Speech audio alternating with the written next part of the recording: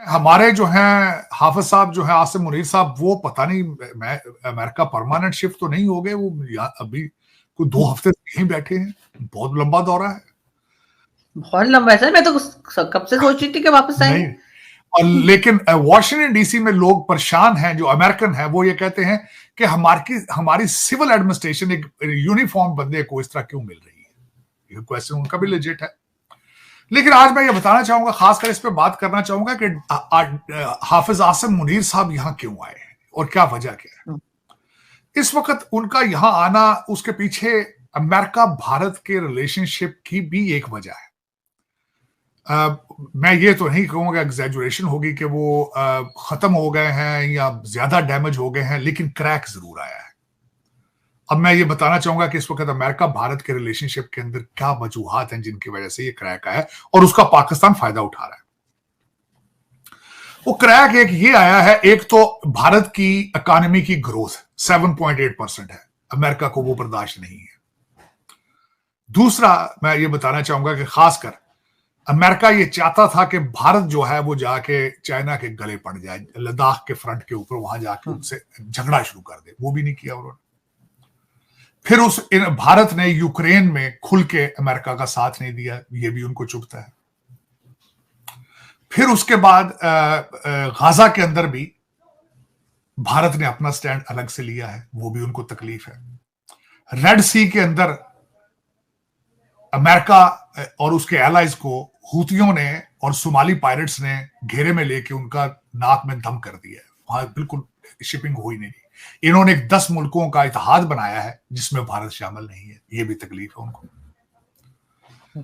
तो ये सारी वजूहात की बेस पर, और दूसरा सबसे बड़ी वजह यह है कि वॉशिंगटन डीसी में जो भारतीय लॉबी और डायस्पोरा है, उसने अमेरिका को गर्दन से पकड़ा हुआ है, वो भी उनको बर्दाश्त नहीं।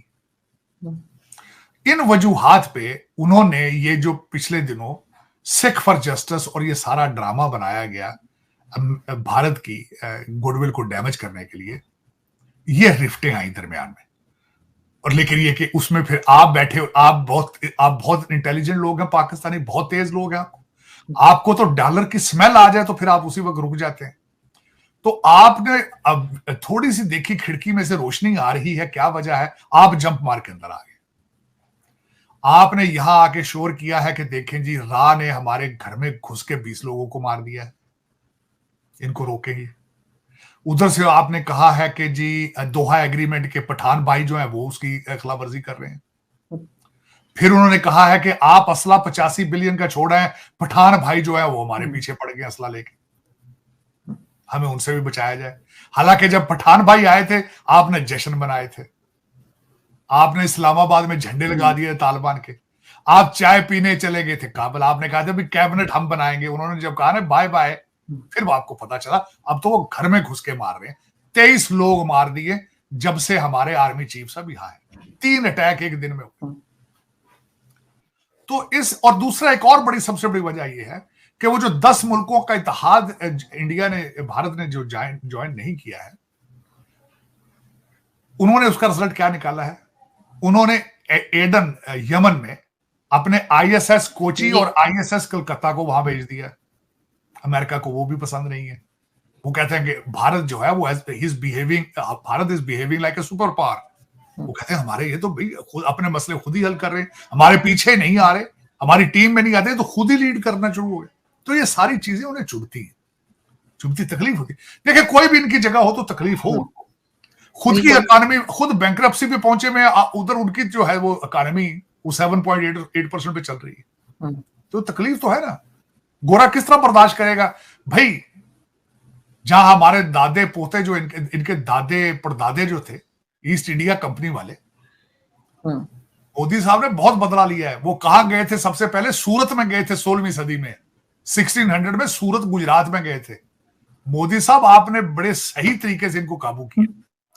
तो वो बर्दाश्त तो नहीं होता ना भाई। ईस्ट इंडिया कंपनी जो थी, हम जाते थे पूरे मुल्क के ऊपर, अब इतनी हुकूमत की है, अब वो लोग आंखें दिखाते हैं। ऋषि सोनक साहब भी भारतीय हैं, यहां सारी कंपनियां ये तो हथियार फेंक चुके हैं, क्योंकि इस वक्त इनसे तो अमेरिका नहीं चल रहा है। इसको तो भारतीय इस वक्त जो बच्चे इंडियन इंस्टीट्यूट ऑफ टेक्नोलॉजी के पढ़े हैं वो चला रहे हैं अमेरिका को। वो बर्दाश्त तो नहीं होता ना।